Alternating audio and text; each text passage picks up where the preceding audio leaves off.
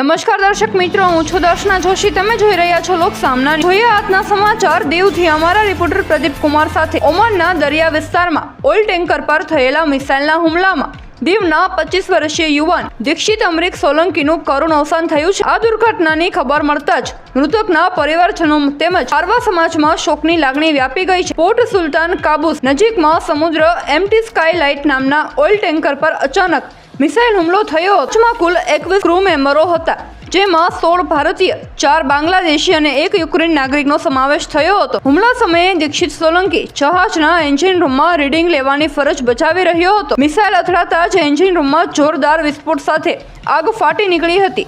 ગંભીર ઇજાઓના કારણે દીક્ષિતનું સ્થળ પર જ દુઃખદ મોત થયું હતું. હુમલા બાદ તરત જ નજીકમાં રહેલા સેન્ટ જહાજ દ્વારા બચાવ કામગીરી હાથ ધરવામાં આવી હતી અને અન્ય 20 ક્રૂ મેમ્બરોને સલામત રીતે રેસ્ક્યુ કરવામાં આવ્યા હતા. હાલ ક્ષતિગ્રસ્ત ટેન્કર પર રોયલ નેવી સતત નજર રાખી રહી છે. દીક્ષિત સોલંકી મૂળ દીવના ભાવસરવાડ વિસ્તારનો વતની હતો, જ્યારે તેનો પરિવાર હાલ મુંબઈમાં કાંદિવલી વિસ્તારમાં રહે છે. તે અપરિણિત હતો. વધુ દુઃખદ બાબત એ છે કે માત્ર 1 મહિના પહેલા જ તેની માતાનું અવસાન થયું હતું. માતાના નિધનના દુઃખમાંથી પરિવાર બહાર આવી શકે તે પહેલા જ યુવાન દીકરાના મોતના સમાચાર મળતા પરિવારમાં ફરી દુઃખનો પહાડ તૂટી પડ્યો છે. ફરી મળીશું એક નવા સમાચાર સાથે. ત્યાં સુધી જોતા રહો લોક સામના ન્યૂઝ.